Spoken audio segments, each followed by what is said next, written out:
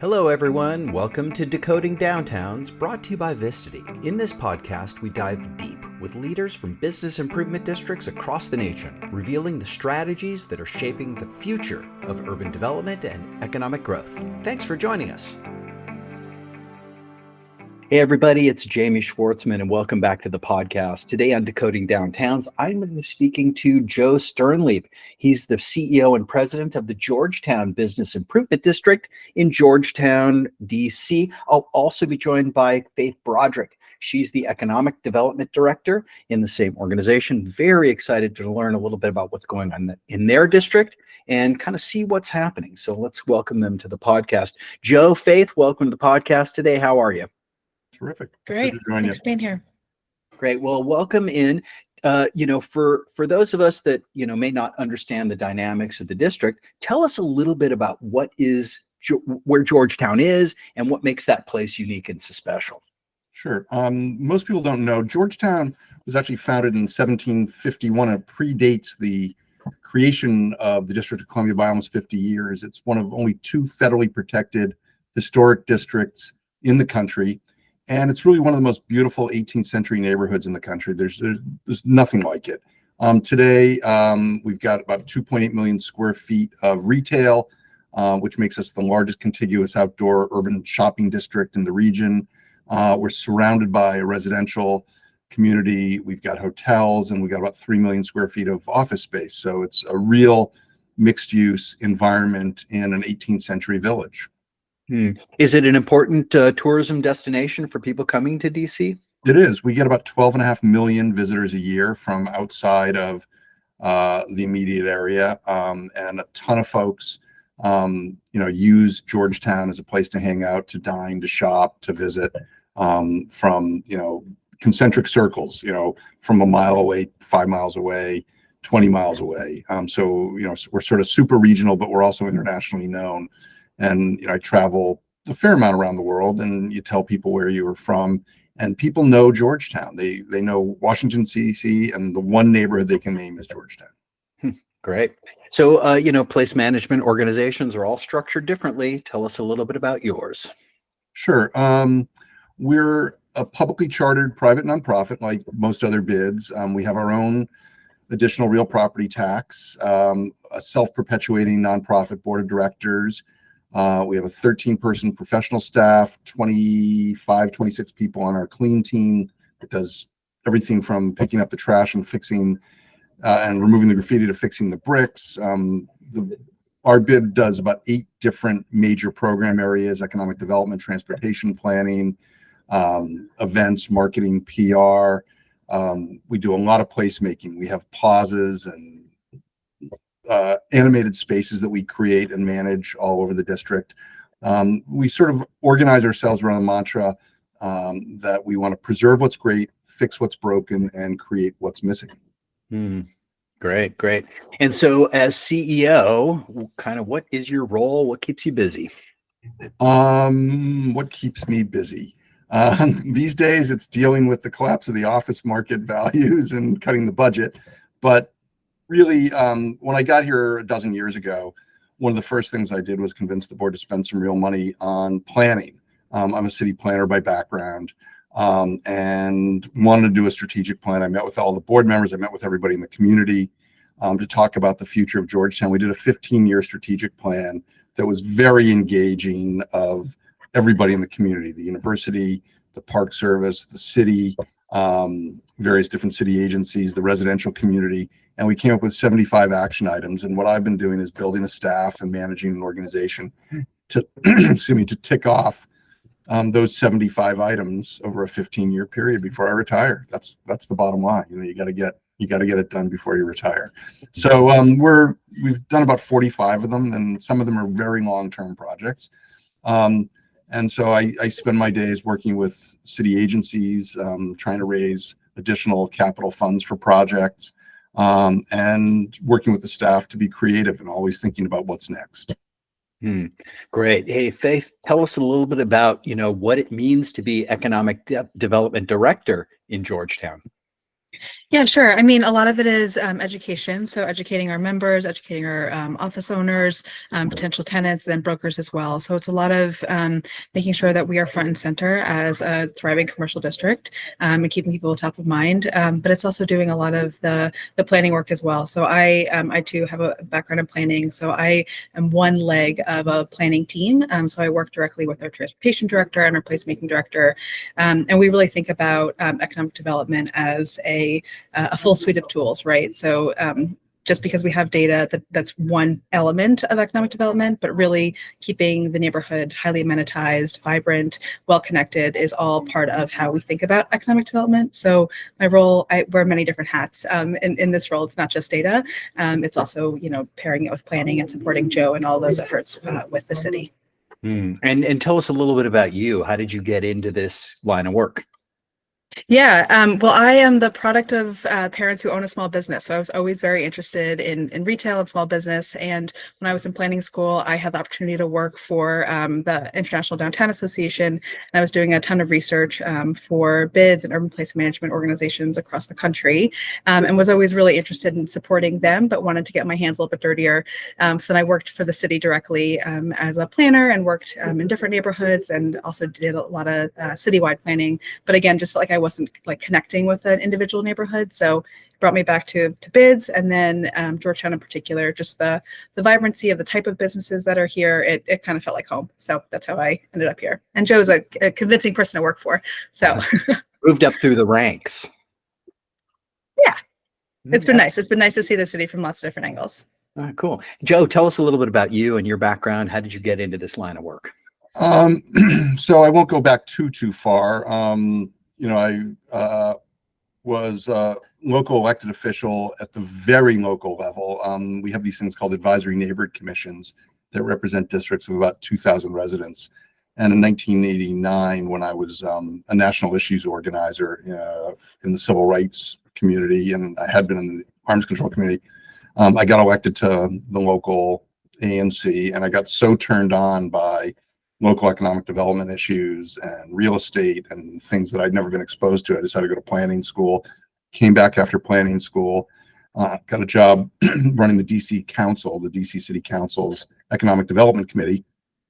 And I was just exposed to everything going on in the city. And one of the things I was asked to do was figure out how to pass bid legislation because it had failed on a number of occasions after it was introduced. And I was sort of given the portfolio and told, go out and figure this out. So I rewrote the bill, shepherded it through the committee, got it passed with the person I was working for, a very prominent council member. And when we were done with that, I was approached by the folks in the downtown who wanted to set up the first one and said, hey, come on over for 6 months, help us set it up. And I ended up staying for 10 years and running a whole section of that organization. I wasn't the director, I was the deputy. But it was just a great experience. I took off after about 10 years. I did real estate development for about 6 years, and then I really missed this type of work. It's, working for a bid is the best of government without all the bureaucracy and hassle. Our procurement policy is, do we want to buy it? Yes. Put a purchase order in front of me and, we're done. It doesn't take 9 months to buy something or to make a decision. And it's the best of the nonprofit world, and you don't have to fundraise. Right? We have our own tax base. So it's really, all you have to do is get up every morning, you look in the mirror and you say, okay, what am I going to do today to make the city a better place, more economically successful, a job engine. And so you can have a lot of fun with that. And I have. I've spent now 22 of the last 30 some years, working at bids. Right. So let's talk a little bit about Econ Dev and how the organization plays a role and how you define economic development. Jobs. End of conversation, right? It's a funny thing. In grad school, on all these committees that I sat on when I was at this in city government, everybody would debate, what does it mean to do economic development? What is it all about? And it really comes down to one word, and that's just jobs. When people have jobs, everything else in a city works better. Everything else in a community works better. You have less reliance. You need to spend less on social services. You need to spend less on policing. You need to spend less on all those things. So you can have lower taxes. You can have just a better community when everybody's fully employed doing things that make a difference to them, work with meaning. And so we try to create an environment when we're doing economic development thinking, create an environment in which people can create businesses that are growing, thriving, sustainable, and employing people. And it's really that simple. And everything contributes to that, right? Transportation, marketing, all the real estate stuff that Faith works on to attract and retain tenants, all supports that one goal of how do we get people employed here in this community. Mhm. Great. Hey, Faith, tell me a little bit about some of the challenges that you may be facing right now promoting economic development in the district. Yeah, I mean, we're not unique. The office market, and Joe mentioned this before, has really been hit particularly hard post-pandemic. It's the case in Georgetown, it's the case in the rest of the city and in the region as well. And I think the things that make it probably the hardest for us to recover, especially in that sector of our commercial district, is we lack some really important pieces to have a really robust office market. So we lack a metro station. We're the largest commercial area in the district and probably in the region that does not have a metro station. We're not in the CBE, and the city, and rightfully so, is spending a lot of time thinking about how our downtown can recover, but we just happen to be right at. And Faith, what is the CBE? The Central Business District. Sorry, I said CBE, I meant CBD. We're right outside of that area. And so, that makes it very difficult, especially in Joe's job when he is advocating to city leaders and our council to make sure that Georgetown is front of mind and getting the grants and the incentives that our property owners need in order to recover the office market. We're typically left out. So that has been particularly challenging. And then we're a historic district. So we have a different set of design criterias and sort of hurdles that our property owners and developers have to get over. So we have some structural challenges. But we've talked about how special Georgetown is. We're a highly amenitized neighborhood. And so we lean very heavily on the neighborhood and how vibrant the neighborhood is and how wonderful it is to be here. This is a great live, work, play destination. So we lean very heavily on the place itself rather than all those structural barriers. And we work at each one of those issues. So whether it's advocating directly to our Department of Transportation or our regional transit agencies to improve transit access, we're not going to get a metro anytime soon, but we could retain and improve our bus transit. There's elements like that that we constantly work on to try to support the challenges we have while leaning into all of the great things that we have in Georgetown. Great. Cool. Joe, tell me a little bit. I want to kind of lean on your experience here and maybe some things you might be able to suggest that, what's working well for you and what do you focus on? So I think the things that are working well, I'll pick up on something that Faith just said, that, place really matters, right? It's maybe anathema to those people who work exclusively in the digital world, but we had 12.5 million visitors in this tiny little neighborhood last year because people want to be in a place. And we spent a lot of time thinking about how do we make this place a more attractive neighborhood to come to dwell in. The more time they spend here, the more money they're likely to spend. The more money they spend, the more businesses thrive, point people back to that jobs concept. So Alan Jacobs, the planner, I think he was at Berkeley, used to say, you make places great for the people who live there and everybody else wants to come. Well, this is a great place to live, and we try to support that, work with the residential community to keep it a great place to live. And we try to keep it a place that everybody wants to come and spend time and spend their money. So at the end of the day, we're a place management organization, right? We don't run a school system. We don't run a police department. We don't do a lot of the other things that a city does, but we're very focused on the fine grained stuff. So one of the big projects that we've spent the last several years working on is wider sidewalks. Georgetown sidewalks are about 9.5 feet wide. It's just very hard to manage the throughput of pedestrians that want to be here on a sidewalk that narrow. And so during the pandemic, we had to create more space for pedestrian social distancing. And it ended up that we ended up using a lot of that space for outdoor dining. We didn't have any outdoor dining in Georgetown. We might have had maybe on a good day 10 outdoor tables with seats. By late 2021, I think we had what 700 or 800 seats at 32 different restaurants outdoors, and people really liked it, and it's changed the face of Georgetown. And now we're trying to figure out how to work with the city to make it a more permanent intervention. An enormously heavy lift. And what are you going below the curb here and taking some roadway area? We're in the street. We're taking lanes. Yeah. All right, cool. So, hey, let's shift gears a little bit and talk about data and economic development data. And, Faith, I'd like to know from you, you're tracking data, but what do the people really care about? And I mean, what do investors and developers really care about of the data that you track? Yeah, we track a lot of data. We track visitor counts, visitor demographics, what's coming in, what's coming out, development pipelines. We track it all. I'd say there's no one data piece that is the thing that developers or investors are particularly interested in. But I think collectively that data tells a really interesting story.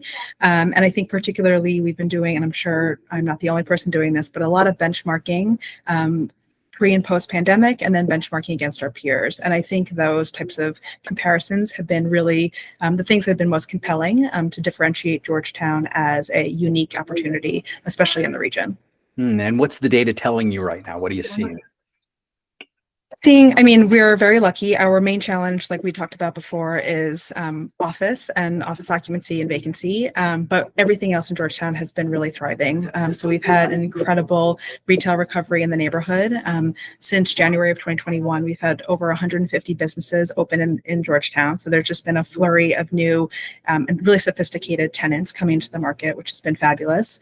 And we're also seeing really high visitor counts. So while we're not back to our pre-pandemic numbers, we are outperforming really all of our competitive subsets. So we're outperforming huge regional malls in the area, and then also other outdoor shopping areas. So between our visitor counts, what we're seeing on the retail front, and to Joe's point about the streeteries, while they are a tremendous level of effort for us as an organization, they have created such a vibe and such a shift that we're seeing so much more activity on the restaurant side. And I think that's also been an incredibly important element to propel a lot more economic development. The other thing I'll mention is while we are challenged on the office market side, we have seen some conversion projects already in the works. And I think once those start to actually come to fruition, we'll have over 330 new hotel rooms in the pipeline, which will be great. And that's something we're able to lean on because Georgetown hasn't really had a strong development pipeline for a while. So we're starting to see new projects. And as pieces start to fill in, I think there's a lot to our Georgetown's post-pandemic story that we're able to lean on. What kind of adaptive reuse is occurring with office? Right now, it's really just hotel and residential. So two great uses, and it helps make Georgetown the 24/7 neighborhood that we are. And are you seeing a sort of a shift in day part? Are you becoming a different, are the traffic patterns changing? Yeah, a little bit. And I think this is probably true with most destinations that had a pretty large office market. We've seen a decrease in the number of employees that are in Georgetown. On the flip side, though, Georgetown has a very creative economy. So we are made up of architects and urban designers and interior designers. So a lot of folks that do have to be in person. So we haven't lost the same proportion of our employees that other areas have. So we still do have a daytime population. It's just not as robust as it used to be. But that said, we are sort of sandwiched between two universities. So we have Georgetown University and GW University. So we have a very strong student body that comes to the neighborhood daily. And so that has been, I think, really important for our retail and restaurant recovery. And I guess it's a renewing resource. We're always going to have a fresh crop every year, right? Absolutely.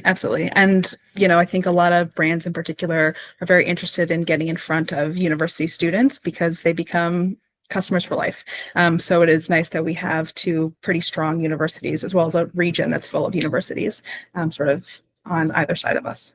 And how is retail going? Retail vacancy low? Yeah, we're back to pre-pandemic numbers, which is great. We are knocking on wood and crossing our fingers that momentum continues. But yeah, we are seeing a lot of businesses open. Our vacancy rates are low. We're seeing really strong tenants coming into the market. We are seeing, especially a lot of demand for our smaller spaces. I think that's probably true nationally, right? We're seeing a lot of momentum around retail bays that are less than 4,000 square feet. That holds true here. But we are seeing some of our bigger spaces being filled back up. So we're having, like, Barnes & Noble is coming back to the neighborhood, which is a really compelling story for us. Cool. We had a market in the center of one of our biggest commercial corridors is M Street. We had a big market in the middle of M Street that closed pre-pandemic, but now an entire restaurant is taking that whole space out. So there's some big bays that are being filled up. Which And just you should say who the restaurant is, because it's Nancy Silverton, right, from LA. Is teaming up with Steven Starr from Philadelphia, and they're doing a new concept in the middle of Georgetown together. And I don't think she's ever left LA. Does she have other restaurants? I'm not sure. This is La Brea Bakery. Yeah. And so they're going to open in the next couple months, and we could not be more excited. It's going to be a huge draw. In fact, it's such an anchor that other people have started opening restaurants around them within a block, knowing that they're going to be so popular. Tourists and others who don't have reservations will show up and realize it's a 2-hour wait, and they'll walk across the street and they'll feed another couple restaurants. So we're pretty excited about that. Right. So this the is other thing momentum. You're talking about momentum that occurs once, somebody comes in, that can fuel even more momentum. Anchor tenants, right? And because we don't have huge spaces, we don't have traditional anchors. We don't have a department store. But what we do have is demand and interest from some really interesting and unique folks who play at a very high level. And if they're going to come to the Washington area, they want to be in Georgetown. One of the things, Faith was saying, we have a lot of velocity of leasing and a lot of demand. What's really the most interesting story right now is where that demand is going. 10 years ago, you couldn't get a national retailer to look half a block north of M Street, which is our main high street, and never north of N as in Nancy Street. And today we've got national tenants opening almost every month, all the way up the hill on Wisconsin Avenue. And we've always been sort of challenged by the topography because we have the steep hill, and the national tenants are saying the hill's not a problem. We want to be in Georgetown. We recognize we can't either find a space on M Street to lease, or we're just not concerned, and they're moving up and they're bringing a lot of vibrancy with them. And then some of the really cool local tenants are doing the same thing. So the sort of the center of gravity is much bigger than it was just a few years ago. Faith, tell us a little bit about what you're seeing in data visualization, digital tools. How's that playing a role now in you achieving your objectives? Yeah, I mean, I think data and being able to visualize data is really important part of telling the story. I think especially when folks are not on the ground in Georgetown, right? So when people are starting to think about where they want to be in the DMV, they're starting to feel out different neighborhoods. Data and data visualization are really the keys to introduce people to the neighborhood and get people acclimated with Georgetown, especially because we're an outdoor shopping district.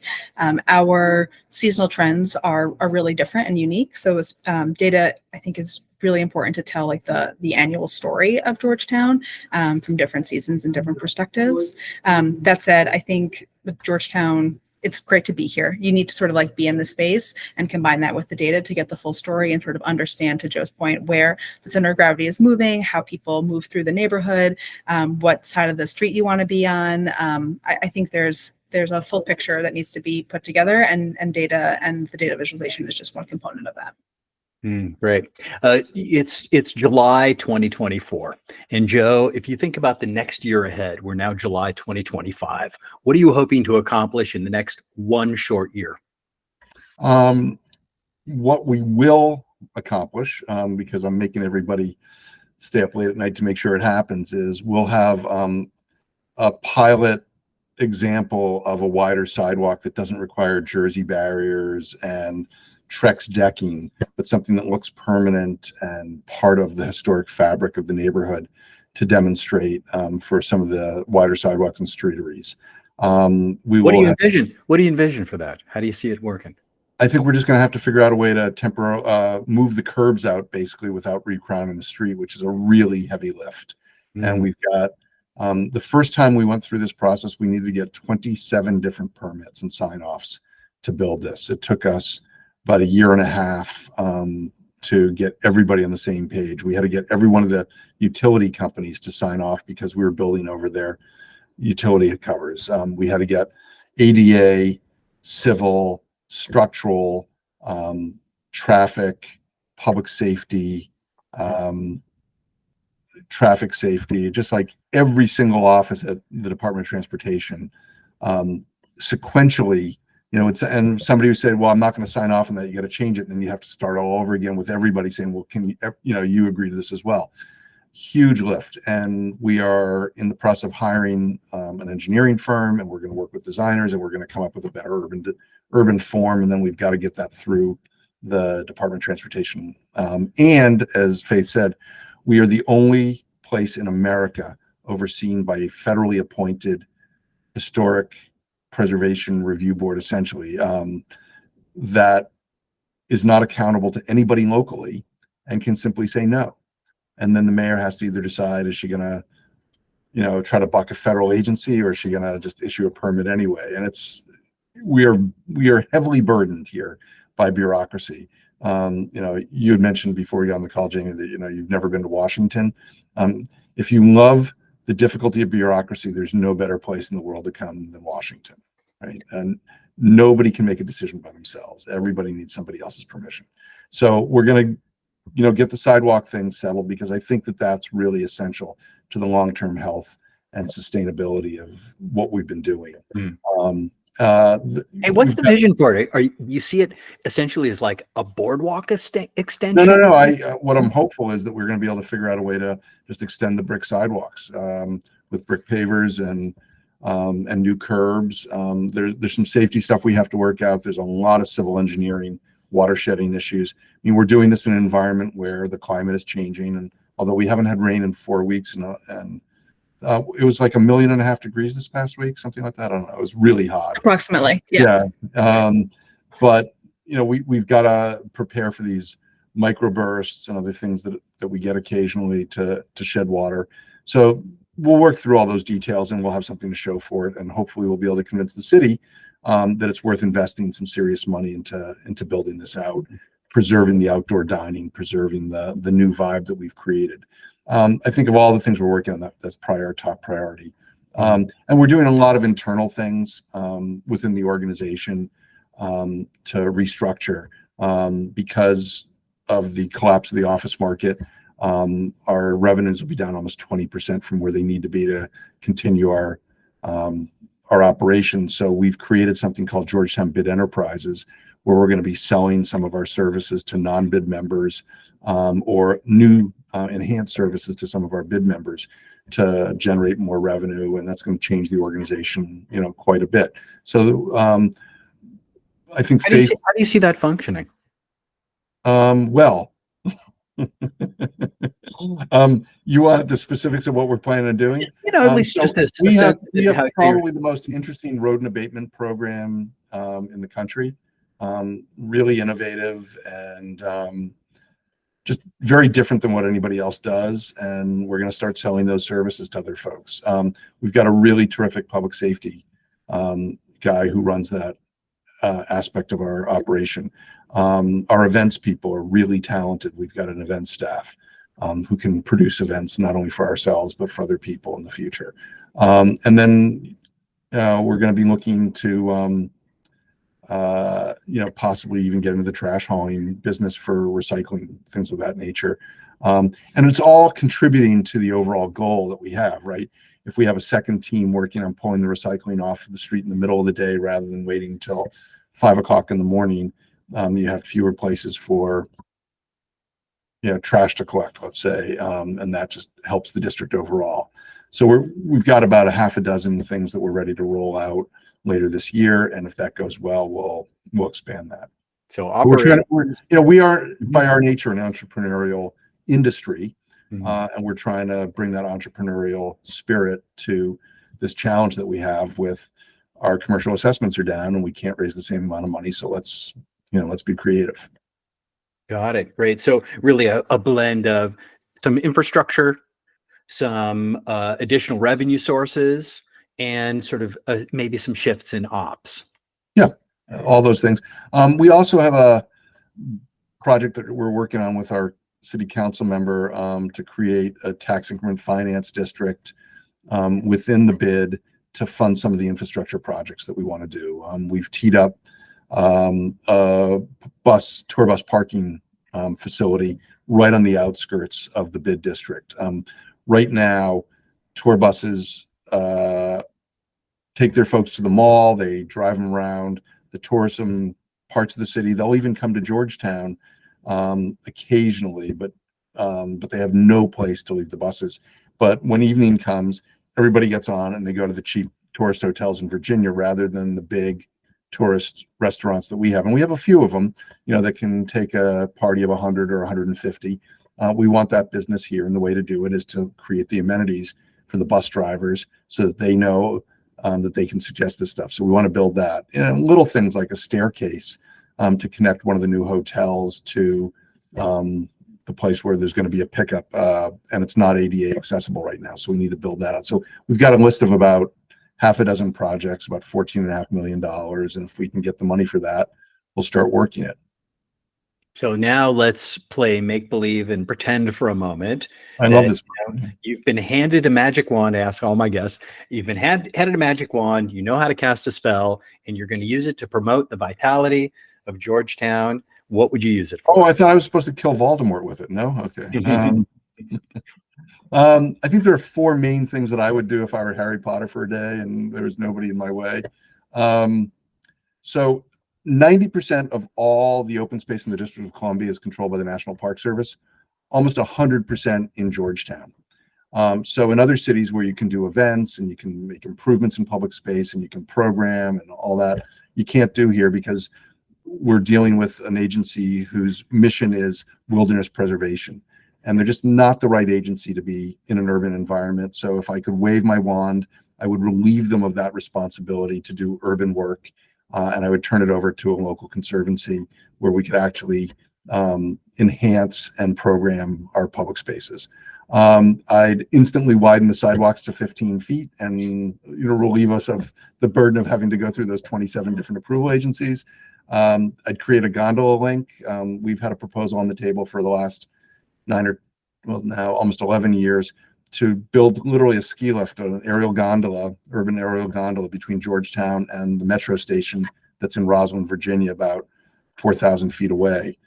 It would be a transformative project for the district. It would transform Georgetown by creating the equivalent of a metro station here, and it would be super impactful and cool so that during the week, the employees would take it, on the weekends, the tourists would take it, everybody would benefit. And the last thing I'd probably do is I'd make DC a state, because we are not a state.